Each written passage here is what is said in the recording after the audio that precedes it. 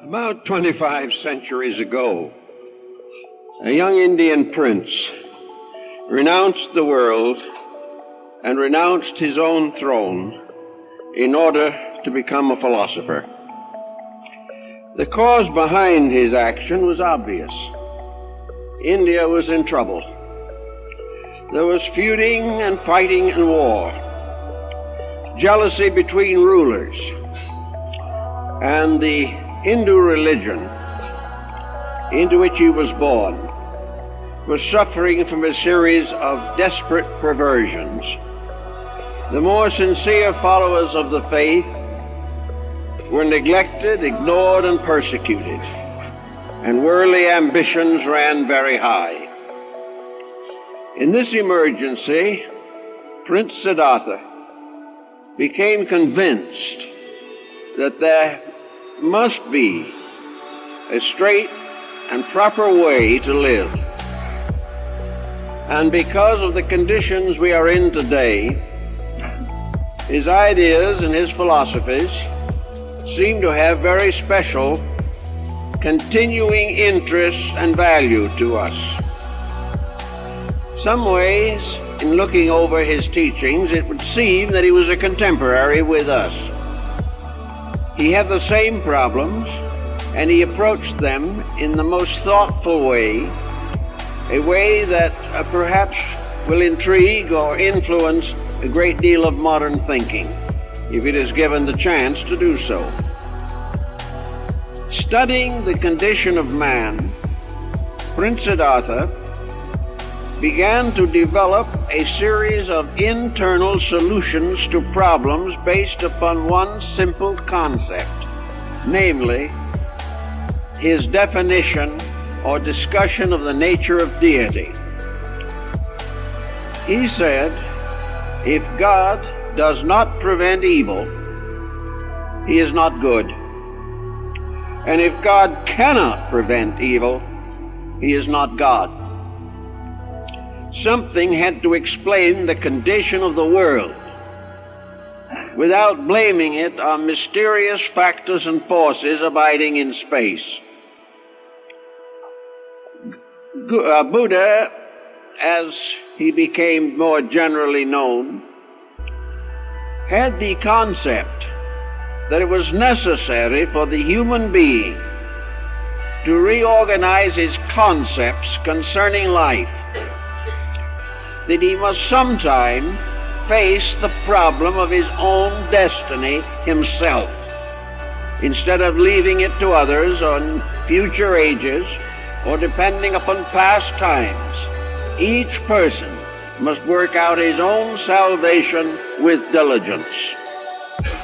Because of this attitude, many people of Asia and also many missionaries from the West assumed that Buddha was an atheist because he did not follow the traditional form of casting the burdens upon the Lord.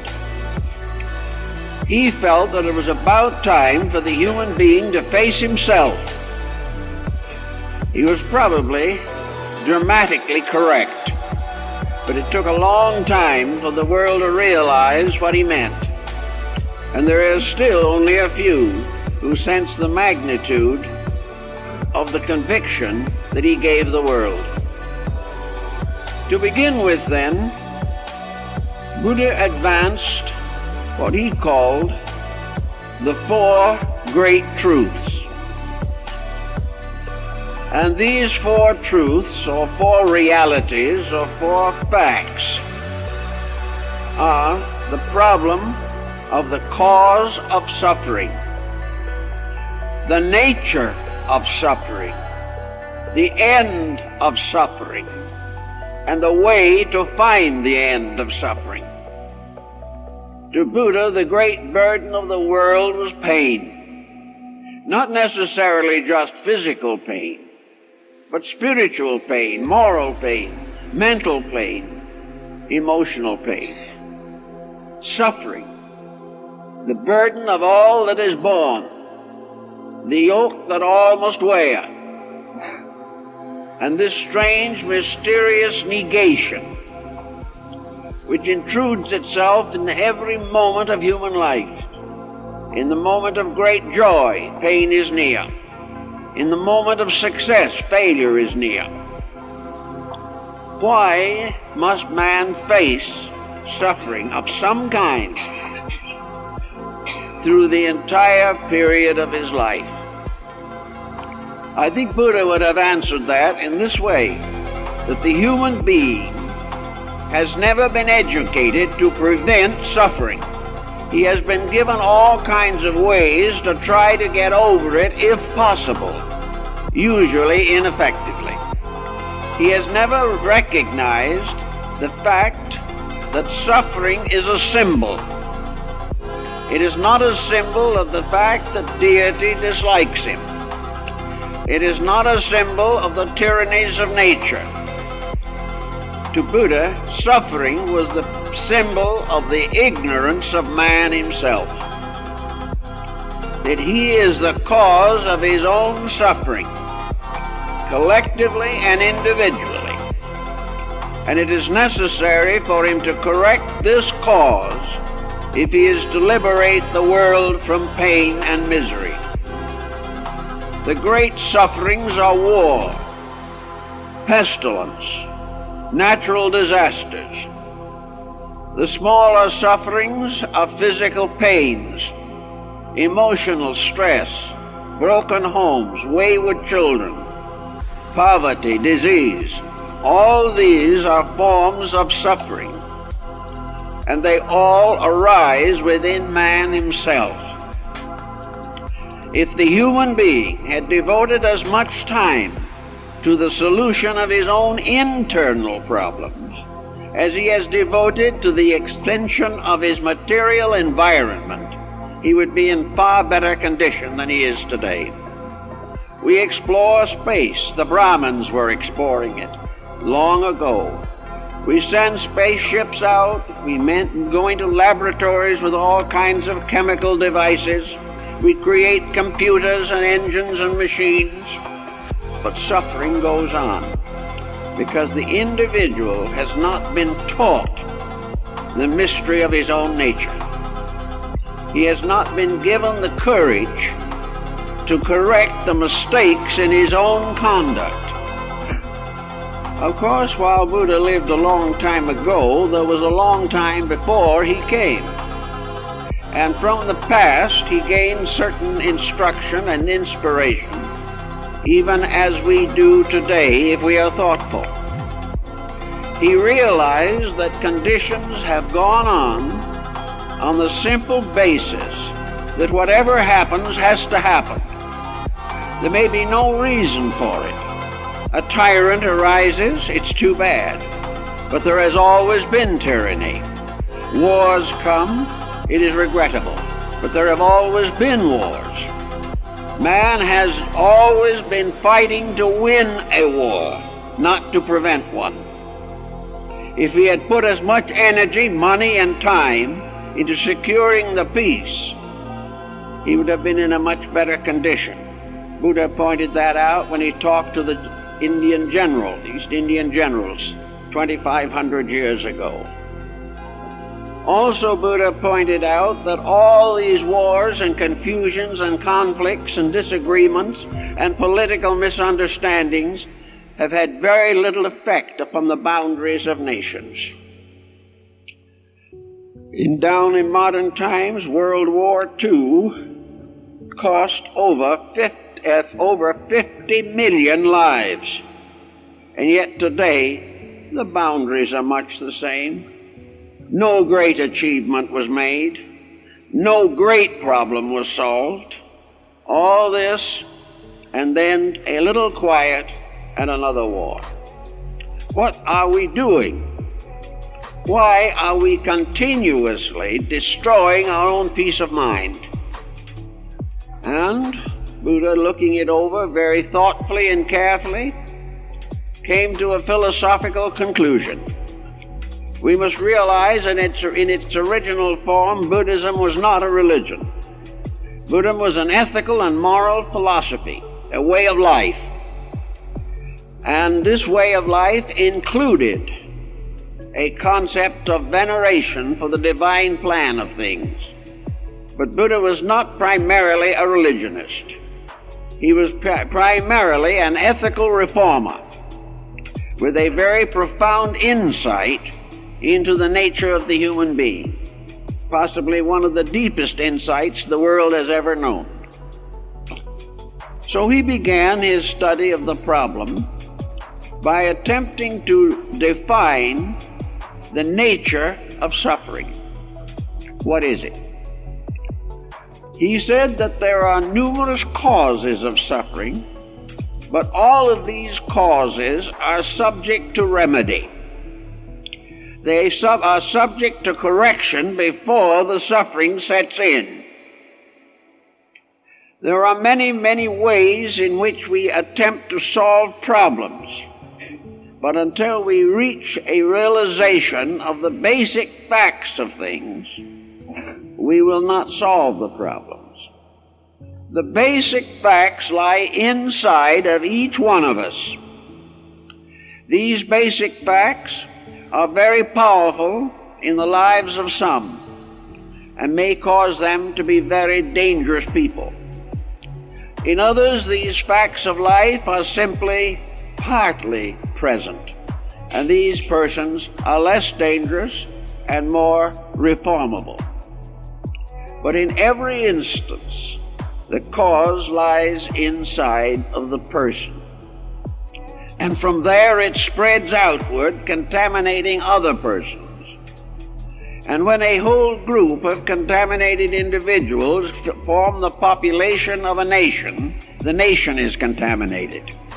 Its projects are undermined, and those who are of nobler person and mind are disposed of because they interfere with the private ambition of those who have badly organized internal motive patterns. So to begin with, suffering begins when the individual allows attitudes and appetites to interfere with common sense. Common sense, the most uncommon of the senses, has to do with the person's reaction to circumstances. There are very few persons whose actions do not result in consequences which these persons do see, do face, do know about, but do not correct. Therefore, in the beginning of suffering is an unreasonable, impractical, unenlightened relationship with the world around us and with the life within us. It has been there always. Some say it is due to ignorance. Now, there are two kinds of ignorance: simple ignorance and complex ignorance. Simple ignorance is the ignorance of the savage and the child. Complex ignorance is far more difficult to work with.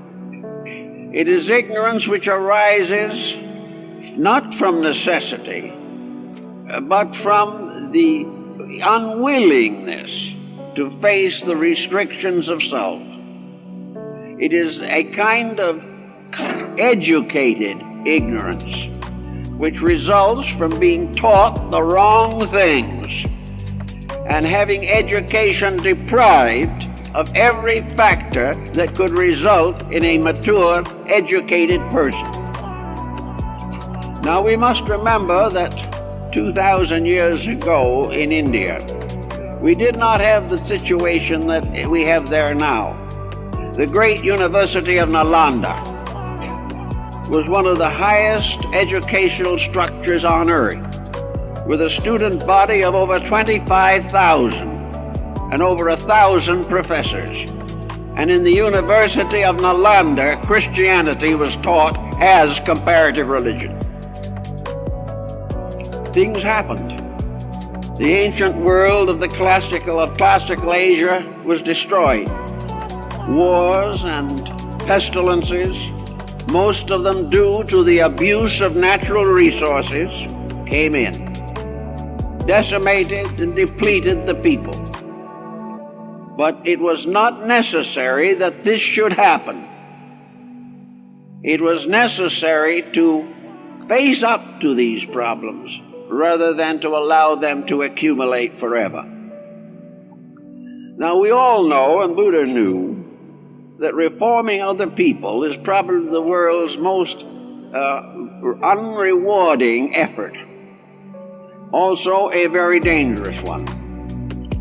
But to start by improving our own natures is very important, because one of the principles of Indian philosophy, both Hindu and Buddhist, is that the individual, being a transient being, having only a few years in this world, should be more concerned with following and obeying nature than he is adjusting to human society. It is good to be adjusted, but the individual who compromises his principles in order to achieve a measure of success here is making a mistake, because he is not going to be here long enough for his measure of success to be meaningful, and he is going to depart from here with a bad burden of unfinished business. Actually, therefore, the problem sums up in a very simple way. How is the person going to understand first the nature of suffering? Buddha tells us that suffering is a very definite part of all existence, that it is caused by selfishness and ignorance. Now, selfishness is injuring yourself or others for gain. Ignorance is being instructed wrongly or not receiving the educational advantages that have descended to us from the past. Now, the educational advantages of the past are not necessarily carefully recorded in our educational institutions. When it comes to knowing the wisdom of the past, history is better than education, because history shows us our mistakes, and education tries to prove to us that that which was a mistake was not a mistake. That the real success is to keep on making the same mistakes, but making them with greater scientific assistance. Just one more step of scientific assistance, and we may not be here to make mistakes. We have not learned. So Buddha says the beginning of suffering is ignorance and selfishness. Ignorance, being improperly educated, not being taught what is true, being prepared to build a career around selfishness. So that the combination of education inspiring selfishness results in suffering. Suffering is wherever we use natural resources unwisely or without consideration for the common good. Selfishness causes us to try to monopolize resources. Such monopoly may make a few dollars in profit, but ends in suffering. The individual who tries to exploit his neighbor gains a little profit, but in the end contributes to suffering. Every action which is contrary to integrity causes suffering on the person who commits it and on others. Now, Buddha pointed out, however, one redeeming point in this, that while our mistakes bring suffering to ourselves, it does not necessarily follow that others will be injured. The only reason why others are injured is because they more or less agree with our mistakes. They think that success, as we have it, is desirable for them also, and that they in turn are likely, through self-interest, to buy the mistakes that we sell them, and as a result suffering comes to them. Actually, each individual has a right to refrain from the causes of suffering within himself. And temptation is a form of having someone else try to convince you that you should do certain things for motives of self-interest. Where this happens, trouble comes. So the broad point of suffering is that it is the result of breaking the simple rules of life. And these rules cannot be broken without suffering. The idea that we can reconstruct the universe closer to our heart's desire, this idea is false. We have no power to control or master that which extends through the vast reaches of infinity. The space that goes on forever cannot be dominated by the human mind. What we call conquering it simply means to stick a probe in it and try to see what's there. We cannot conquer it. We cannot master it. And it's a case of trying to break rules and suffering, or deciding to keep rules and removing, step by step, the causes of suffering. If then we are concerned with this matter, Buddha gives us a series of examples, all of which indicate, before we get through with it, that the source of suffering within ourselves is emotional or mental or both. The mind is the cause of most suffering.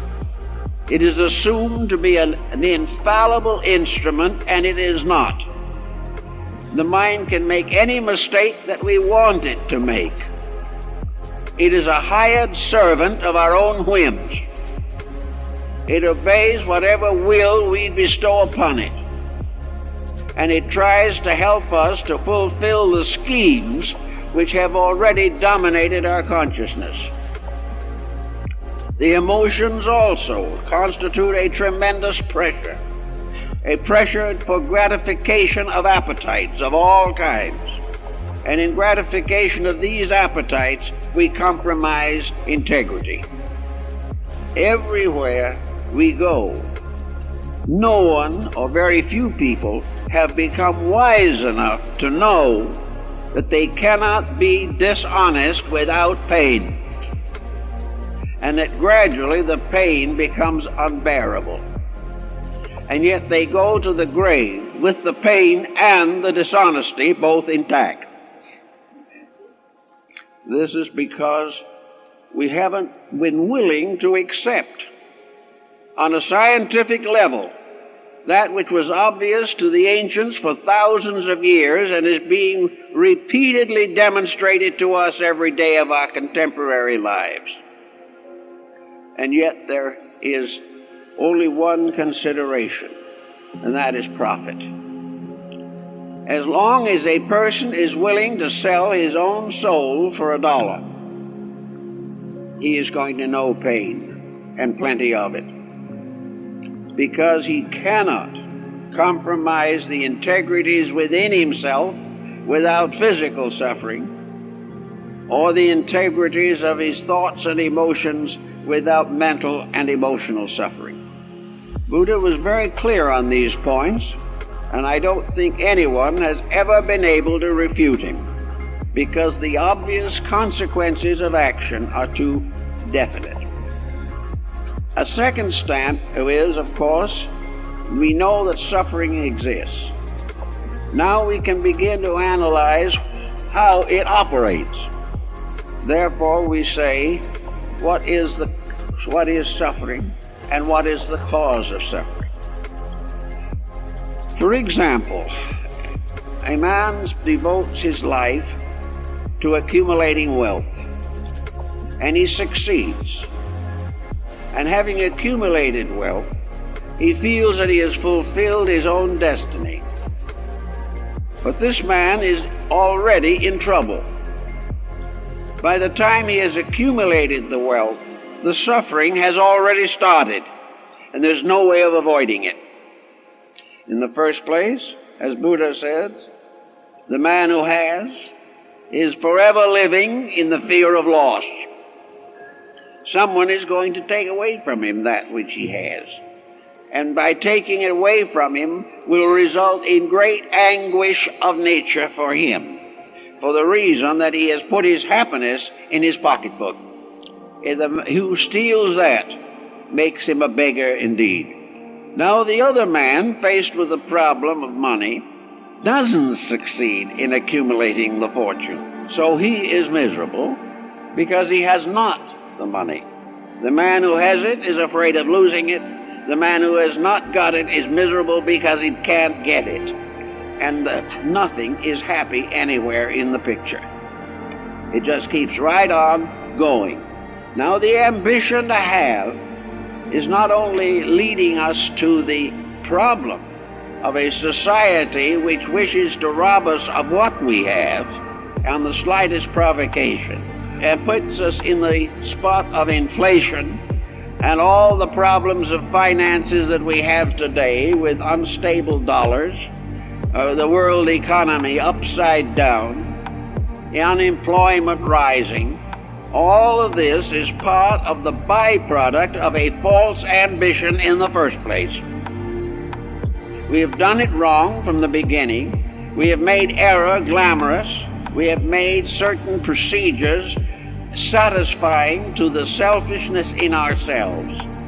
And when the castle we have built falls down, we are all miserable, and we look around trying to figure out who caused it, and finally lay the blame upon the devil, which he has been blamed for so many things, however, that I guess he can stand the burden better than we can. But how does it happen that for 4,000 or 5,000 or 6,000 years, back into the time of Egypt, we have followed such a pattern, fully aware that it won't work, fully aware that the price of what we have is too great for what we get out of it, and nobody changes.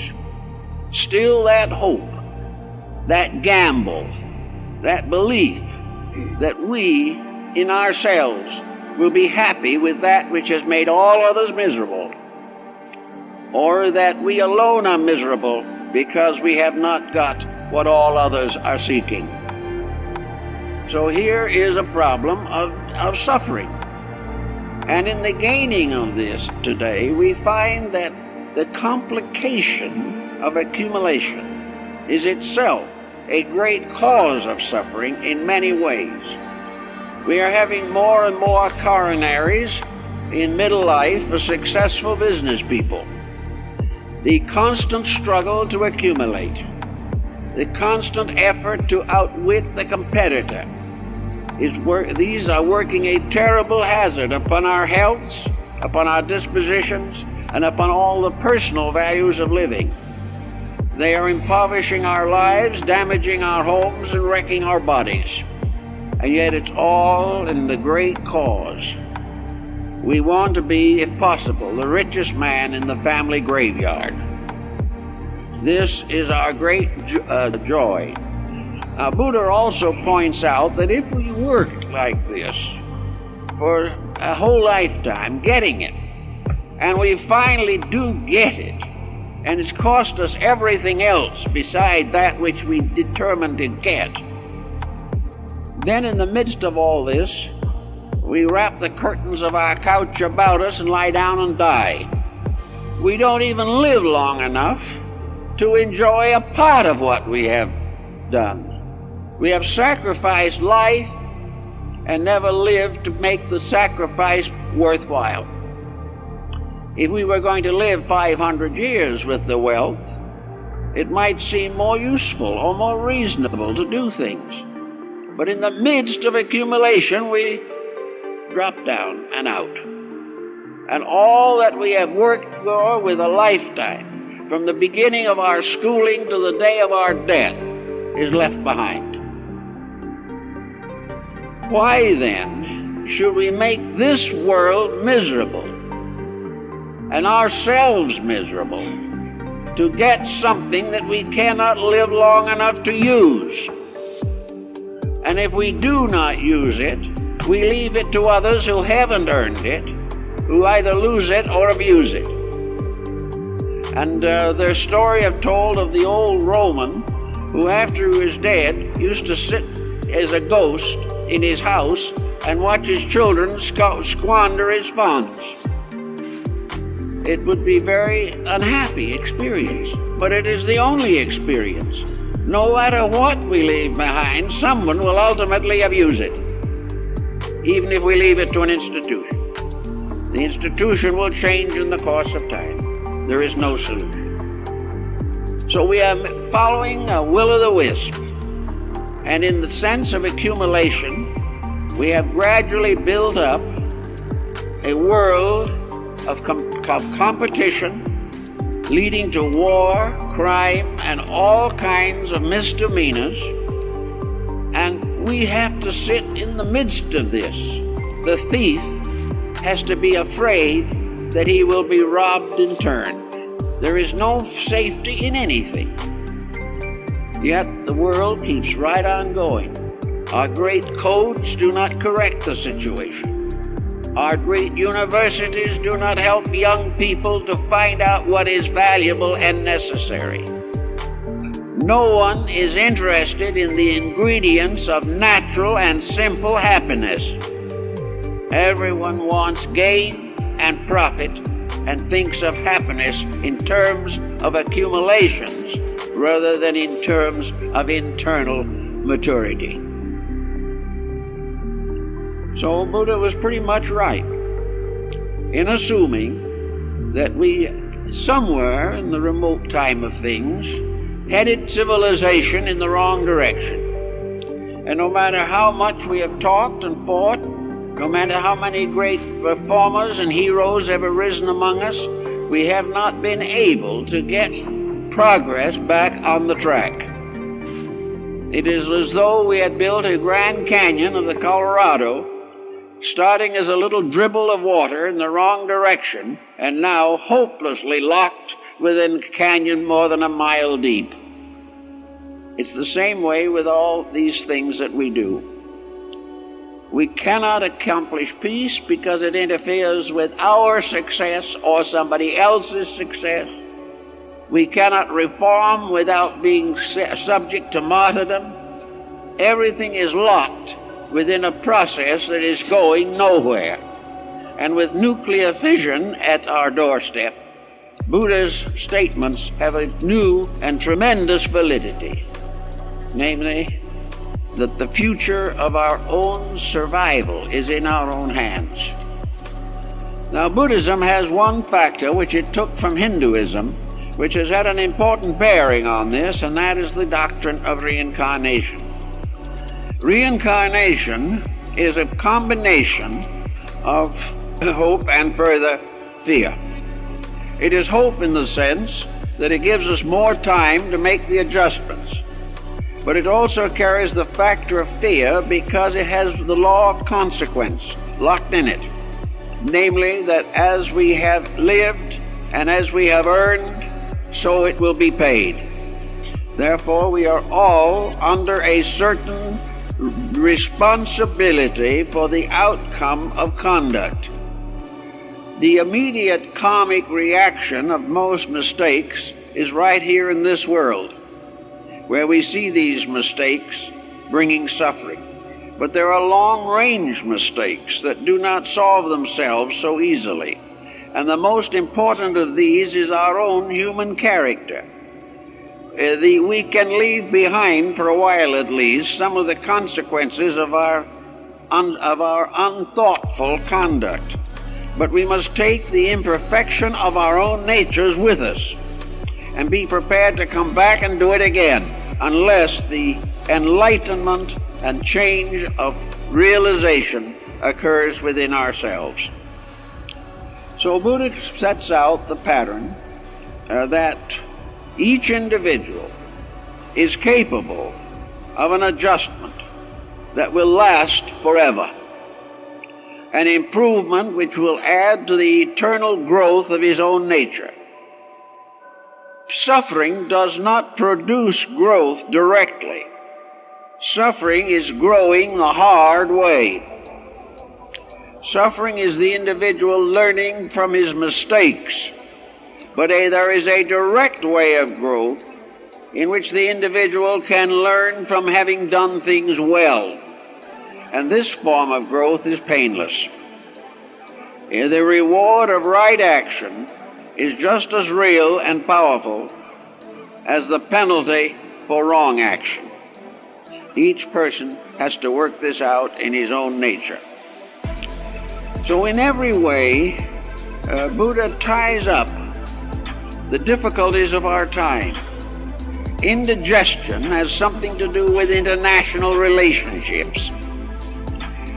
The probability that the person is going to have a coronary is due to conditions in which society, being benighted, impels him to follow a wrong example. There seems to be nothing short of a universal reformation that can change this. But Buddha also realized that the talk of universal reformation is a difficult conversation. It has too much in it. Therefore, the person, having only control of himself, must work first upon himself and try to liberate himself from that which is abnormal and unnatural. He also makes a very interesting observation, directly or indirectly through his ahats, namely that actually so few people are interested really in growth that there is not much competition in that field. No one is going to blame us if we take away from them nothing that they value. And yet in growing, we all grow and add up a great treasure of growth without anyone else in the world being poorer. Growth is the one great asset that is non-competitive. It is something that we can become wiser and wiser, but no one else will be injured unless we pervert that wisdom. So there is really no one who is going to really stand in our way and hate us simply because we try to be better. Of course, we have to be a little careful about it because we mustn't tell them our intention. If we go around telling people that we're trying to be better, we will either be ridiculed or persecuted. But if in our conduct we are better, they will all benefit from it also. So there is very little danger to those who live well, but there is great danger to those who talk about living well. If we do it ourselves, there is a very good way of meeting the problem. So we then come to the last and most important step in Buddha's doctrine, the noble truth of the path that leads to the end of suffering. This is the reason for the rise of the Sangha, as it was called in Buddhism, or the fellowship, the assembly of the devout. This was a group of persons who were determined in themselves to live well. Buddhism has never produced any form of religious hierarchy that is comparable to other religions. It does not tell the individual that he must obey certain other persons, or that there is a vast structure that he must not vary from. The Buddhist Sangha is an assembly of persons who are determined in their own lives and in their daily actions to educate themselves in value, that they will really do the things that are necessary to bring security to themselves and improve the general state of human existence. Now, the noble truth of the path that leads to the end of suffering is the gradual transformation, reclamation, and adjustment of the mental emotional complex within the individual. Unless we rectify the individual in his own life, we cannot bring an end to suffering. No one can make another person good, but each person can become good in his own right if he so desires. He can gradually weed out those dangerous attitudes and habits which contribute to suffering. He can do all kinds of small things every day to rescue his point of awareness from the wrong objectives. He can begin to think in terms of the Socratic moderation, for example. He will learn gradually that moderation in living in this world minimizes suffering, that immoderation maximizes it.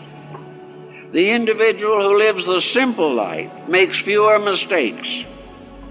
The person who complicates his life with ulterior motives makes many mistakes. Therefore, in the Buddhist philosophy, simplicity is the key to the good life.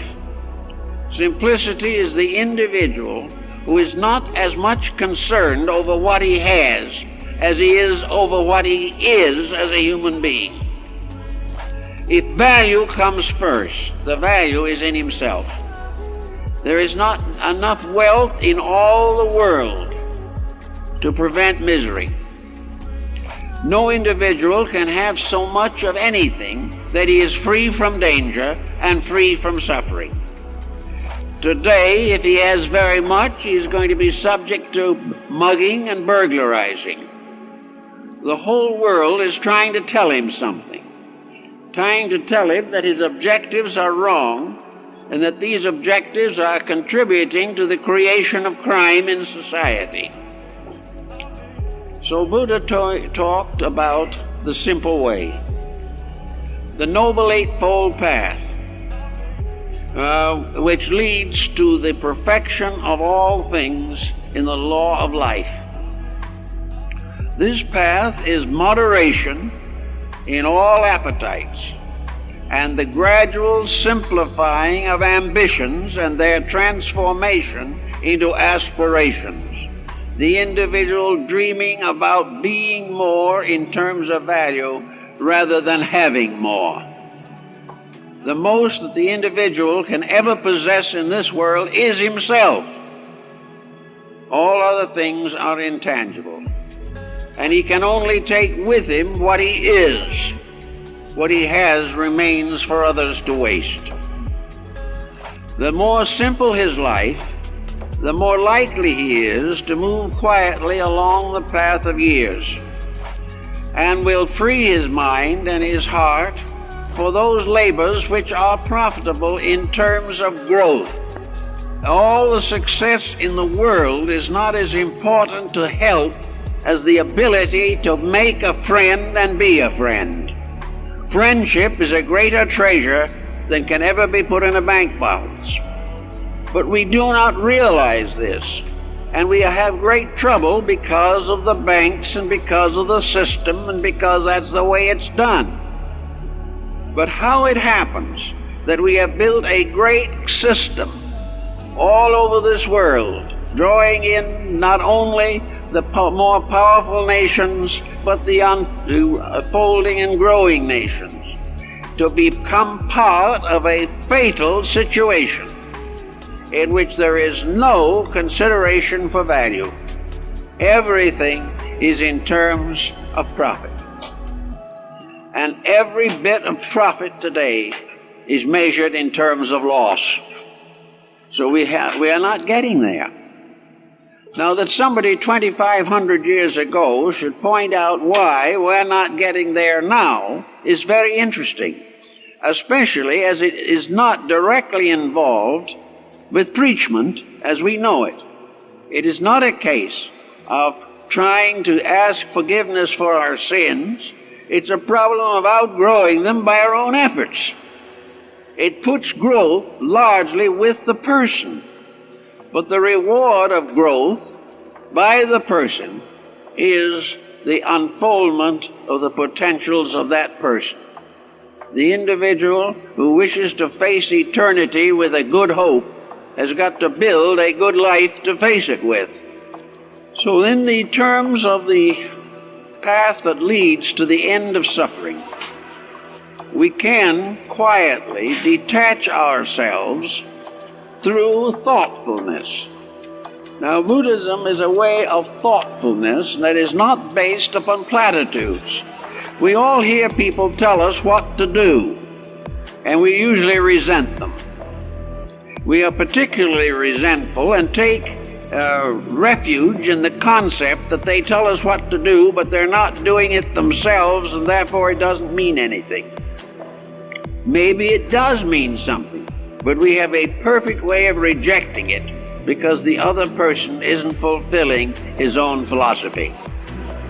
But in Buddhism, you do not have this situation at all because you do not derive authority from other individuals. You derive authority from the one immutable source of authority, nature itself.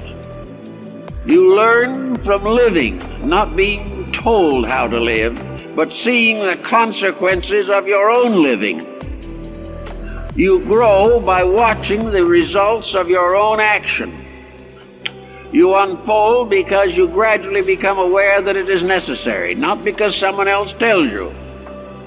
You discover the importance of the golden rule, because when you have broken it time after time, you have suffered. So that the final authority in the struggle against suffering is to estimate the consequences of suffering on your own flesh.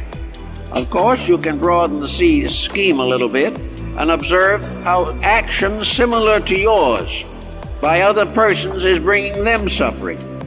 You can gradually come to realize that there are rules, there is a way of life that is acceptable to nature.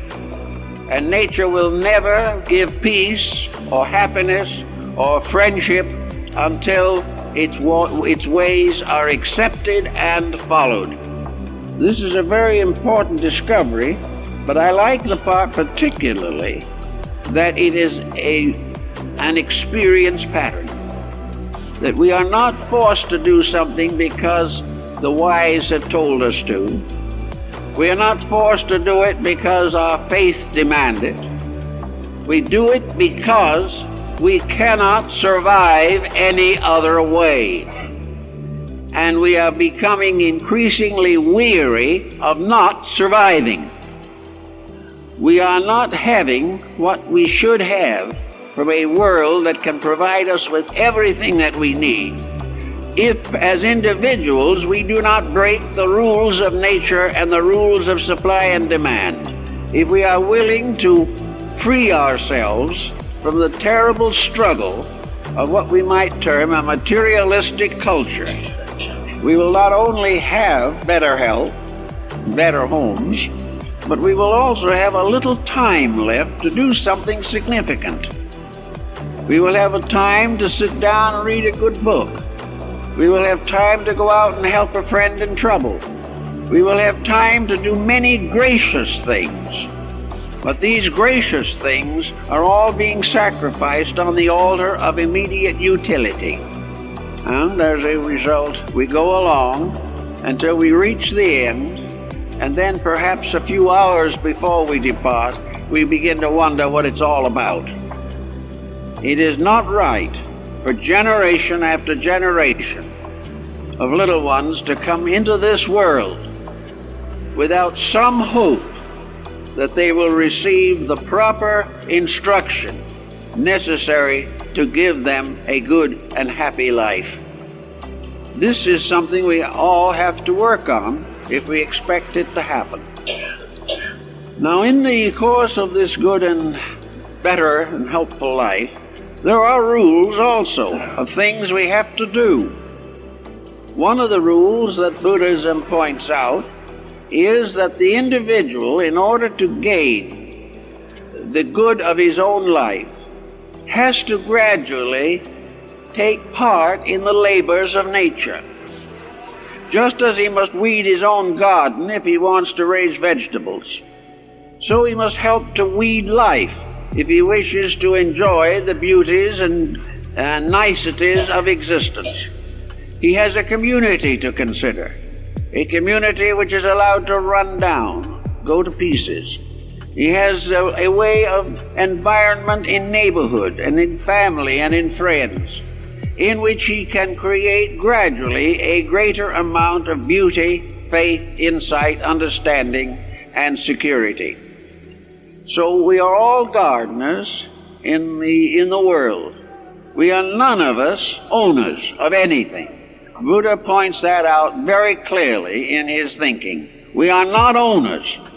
We never have anything except a temporary leasehold. We are permitted to have things, but we cannot possess them. And now Buddha brings out the problem of wealth. He was not one of those who thinks we should take everything we have and distribute it among the poor.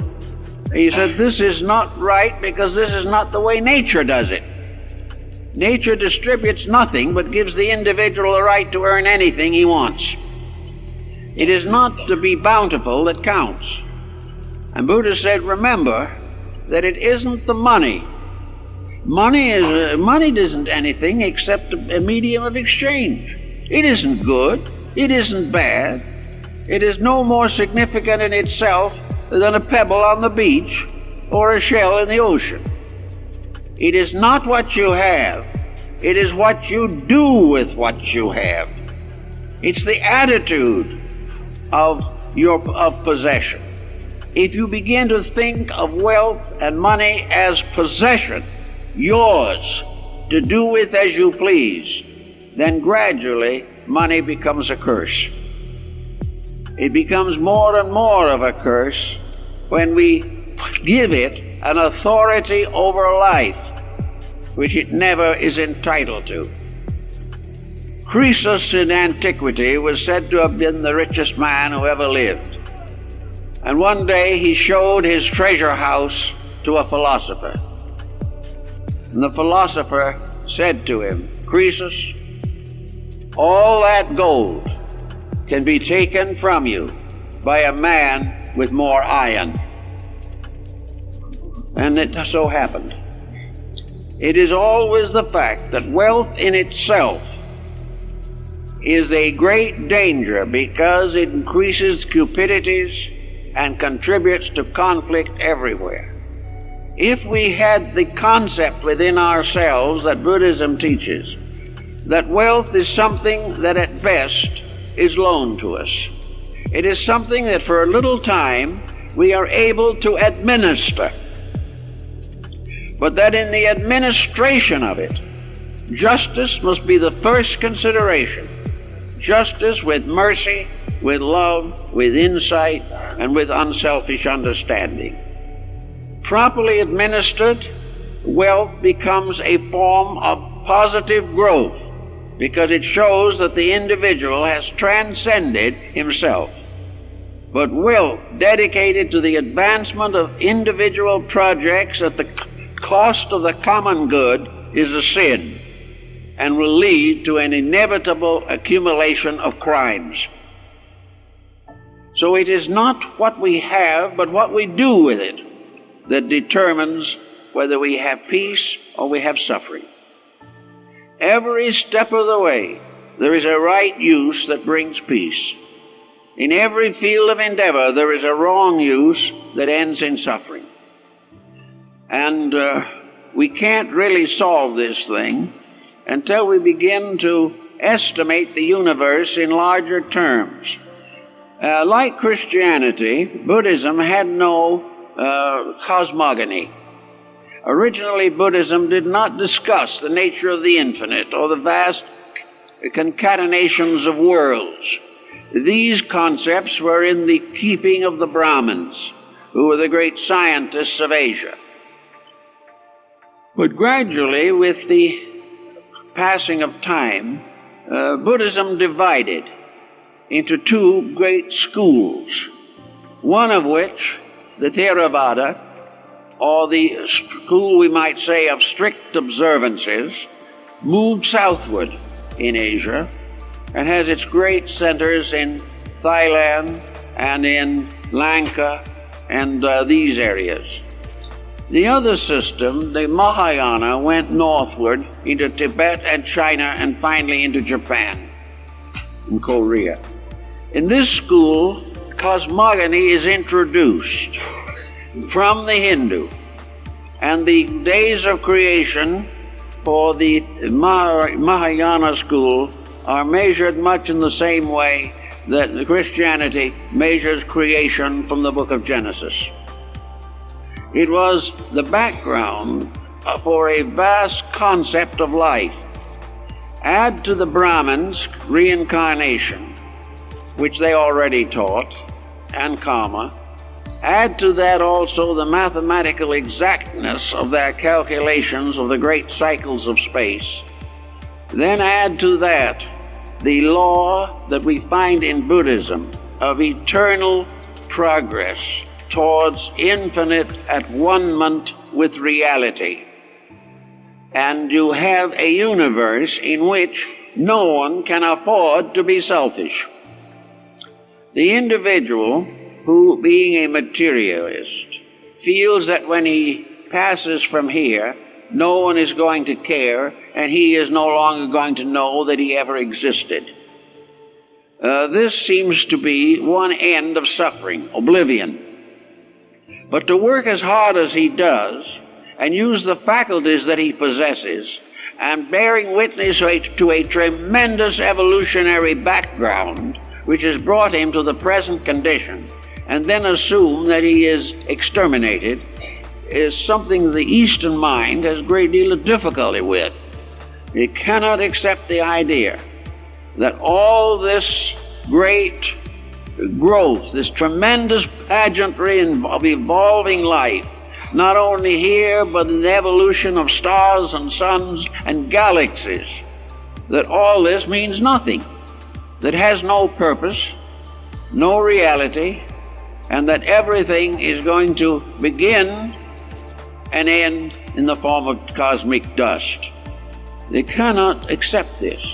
So the philosophical systems and nations have always assumed that there is survival, and that survival is subject to certain penalties. In some religions, those who have been naughty, when they leave here, roast in perdition for an unlimited period of time.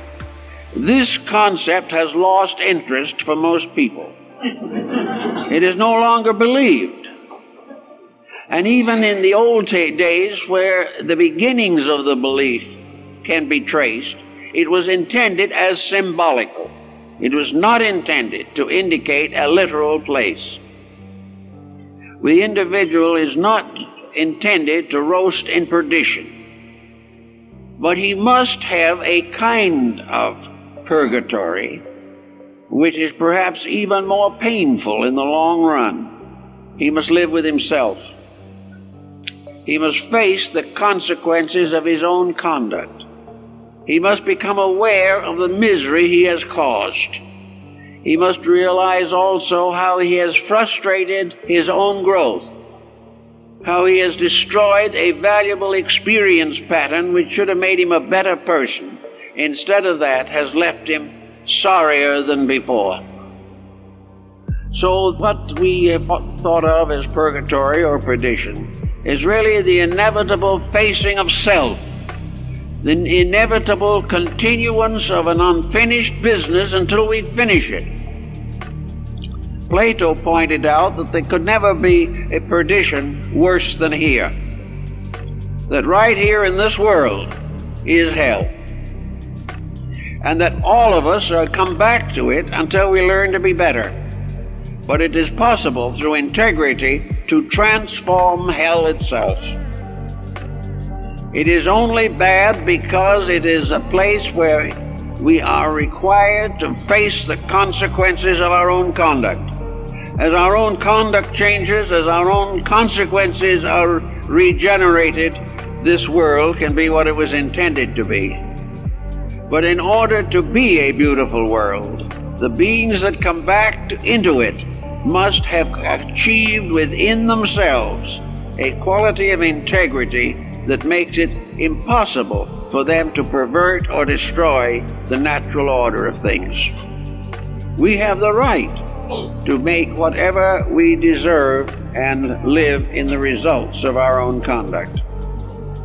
So Buddhism, with the addition of reincarnation, and in the Northern school, gives us a great concept of life. A concept of life that in no way conflicts with modern astronomy, because it deals with a dimension which astronomy never touches. In fact, astronomy is apt to completely deny. It has to do with qualitative cosmogony. It has to do with the universe as experience, the universe as wisdom, as love, of strength and of beauty. It is a universe that science cannot touch, but to which it could also elevate itself if it so desired. There's no reason why the scientist could not be a great mystic or a great spiritual leader, because both the material and the spiritual are locked within himself. He is that which he has released at the present time. That which is yet to be released can cause him also to be not only a scientist, but a saint, if he wants to be.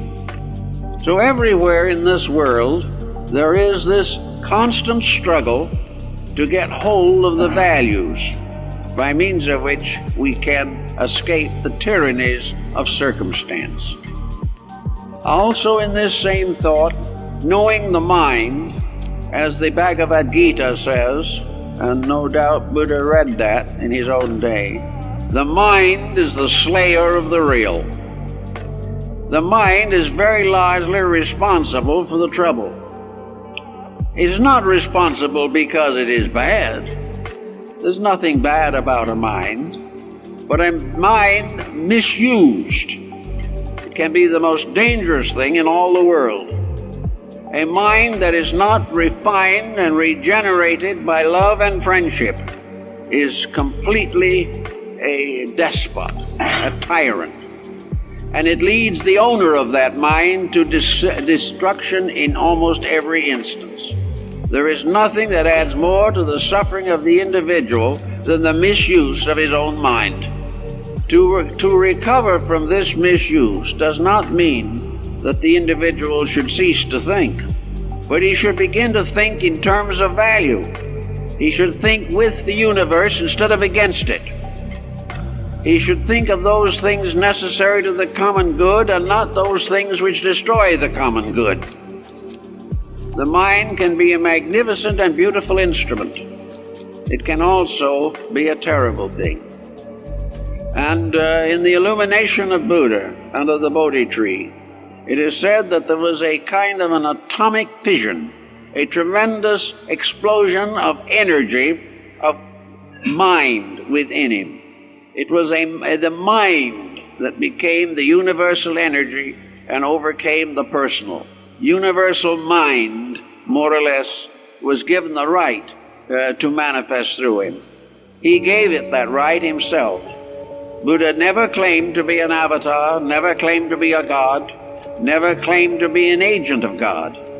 Buddha never claimed to be anything but a simple human being who, looking around and seeing what was happening, thought something ought to be done about it. And in order to create his philosophy, he accepted nothing that was not demonstrable to him in the simple course of his own lifetime. For 80 years, he wandered the roads and paths of Bengal, and during that time he saw every type of experience of which the individual is capable of enduring. He saw birth, he saw growth, he saw death. He found all the different scenes and sights and symbols of human achievement and decay. He saw great palaces filled with misery. He saw hovels with joy and beauty. He saw the wise and the semi-wise and the unwise. He saw the sophisticate and the natural and simple childlike person. He experienced all of these things, and he had to fit it in, all of it, into one great comprehensive plan. a plan which man can intuit, a plan which man may not fully understand, but one thing he can understand, namely, he knows when he breaks it. He knows when he does wrong. And from constantly learning what is wrong, he must ultimately gain the inner vision to know what is right. And he knows that what is right is harmless, that what is right protects every part of the person. And those who followed in his path, his Arhats and their disciples, gradually reduced the power of pain and misery in themselves. There is a painting in the back of the lecture hall here on the nirvana of the Buddha, a Japanese rendering of an ancient Chinese painting.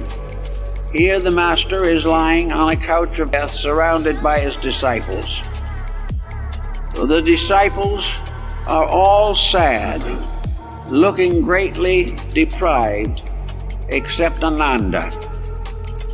Ananda is looking up through the sorrow of the others, smiling beautifully. Ananda knows the truth. And in that in itself, we have the mystery of the loss of suffering due to the sense of loss. Ananda knew the truth about the passing of the Master. Therefore, he did not suffer. Buddha knew the mystery of all things that change, and therefore the transition is to be met in peace and understanding and charity and insight and kindness and forgiveness. He also taught that every grudge can be likened to a psychological germ, bringing sickness to those who hold it. Every prejudice, every unreasonable attitude, any pressureful or extreme attitude, even one of a highly spiritual nature, must be carefully examined. Where the person loses his inner poise and expresses an emotion or an attitude that is excessive, there is too much pressure. And what is pressure? Pressure is a cause of suffering. Wherever there is pressure, there will be suffering. Now, nature has provided man with a certain equipment to protect him from suffering. He has resources within the endocrine system, particularly in the suprarenals, which enable him to meet a stressful situation with poise and dignity. But if this stress goes on year by year and he never controls himself, the resources of the body are exhausted and it begins to fail under an abuse of attitudes. Man can destroy his own body by abusing with his attitudes that body. So everywhere the individual must learn to reduce stress. I have noticed in talking with people that nearly always they get excited when they're wrong. They become more pressureful. They do not realize this. But they become defensive. If they are right, it needs no defense. The Buddhist philosophy says if you're right, you don't have to defend. If you're wrong, you can't defend. Therefore, keep quiet and behave yourself. This is very useful. It saves energy.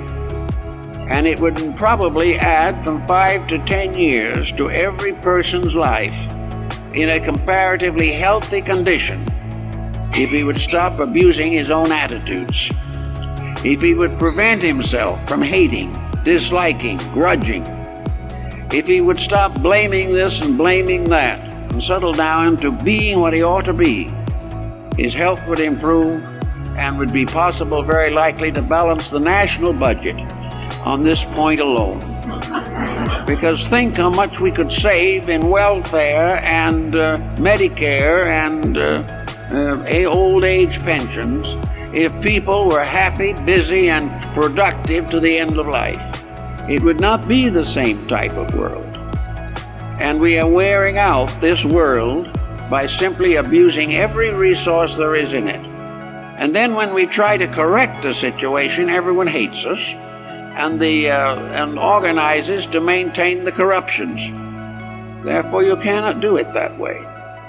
The only way you can do it is to recognize an over-government or an over-world that must be obeyed. In Buddhism, as Dr. Anisaki, who is an expert on Buddhist symbolic art in Japan, observed, the universe of Buddhism is not a kingdom. The universe of Buddhism is a commonwealth. Buddhism does not teach a tyranny of executive force anywhere in the universe. It is indeed a commonwealth which is created as it is created in order that it may gradually become a psychically socialized existence. The commonwealth of the world, of the universe, of cosmos, is also interpreted in the forms of a cosmotheism, namely that existence itself, this vast expanse, is all of it an expression of the divine mind. The universal thought produces it all. The universal thought is eternal and can never be wrong. The universal thought has unfolded through every form of life that is known to us. Every thought, every form is one of the temporary passing musings of an eternal thinker. This vast theism is absolutely organized, but it is organized not by an artificial mind forcing organization upon it. It is organized because every atom is organized in its own structure. Organization is inherent in any structure that exists in nature, from the smallest microbe to the vastest galaxy. These things do not have law and order thrust upon them by an external power. That law and order of their kind is within themselves, eternal, inevitable, unchangeable. And that law and order asks and requires and demands the fulfillment of its own purpose. And when the law and order in the living things becomes the rule of those things grow, live, and fulfill themselves. When they go against the plan is so much bigger than they are that they do not have a chance of success. They can never succeed except by obeying not somebody else's will, but the eternal within themselves, which is properly integrated for the species to which they belong. Humanity has its own laws, it has its own rights, it has its own purposes, and these are inherent in every human being. They're in every cell of the body and in the great compound of the cells which we call the personality.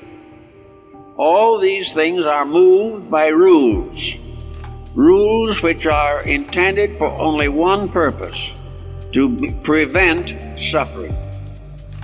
If man himself continues to abuse these rules and causes suffering, then the rules still operate because they begin to point out the law and the path that leads to the end of suffering. The individual who suffers from a mistake must recover by correcting the mistake. If you have a certain physical ailment that is annoying or something, you go to your doctor and he tells you not to do this or to do that, and you will feel better. In nature, you don't get someone telling you, but through experience, you make a mistake and it hurts. You make a mistake in selecting of a friend, and the friend isn't true to you. And you must ask yourself, what caused you to select for your friend a person who wasn't worthy? And the chances are 100 to 1. You will find that you chose that person because that person apparently was going to be serviceable to you for some purpose. That you made the friend to advantage something of your own, and therefore you were deceived. You deceived yourself by allowing your motives to blind you to your integrities. All these things have become part of a strong Buddhist philosophy of life. They are part of the way in which the doctrine has descended, and probably will, in one way or another, be absorbed into practically every culture that we know. It conspires against nothing. It is not basically a creed. It doesn't even need to be named. It is not something that was dreamed up by a person. It is merely the ability of the individual to understand his own nature and to find out how he operates by watching himself operate. He must serve apprentice to his own principles in order to learn. And when he sees that he is not getting the results that are good for him, he must change his ways. And he will find nearly always that when he realizes that he needs to change his ways, what he ought to do will become apparent to him. Nature is not a tyrant. It is a very generous and indulgent power. But it has a great project, and that project is to perfect all creation and bring it back again into harmony with an infinite eternal plan. So that in order to fulfill these purposes, each rational thing has to work out its own salvation with diligence. These were the last words of the Buddha. And we all have to live by them. Work out our own salvation, not necessarily for our own glory, but in order that we may become part of a plan that needs us.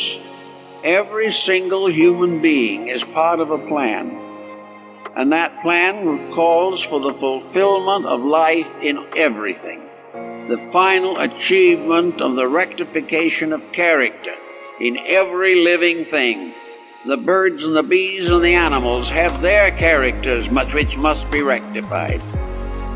Man has his character, and according to the Buddhist beliefs, the universe is full of unfolding evolutionary processes, millions and myriads of forms of life unfolding and perfecting themselves according to the laws of existence.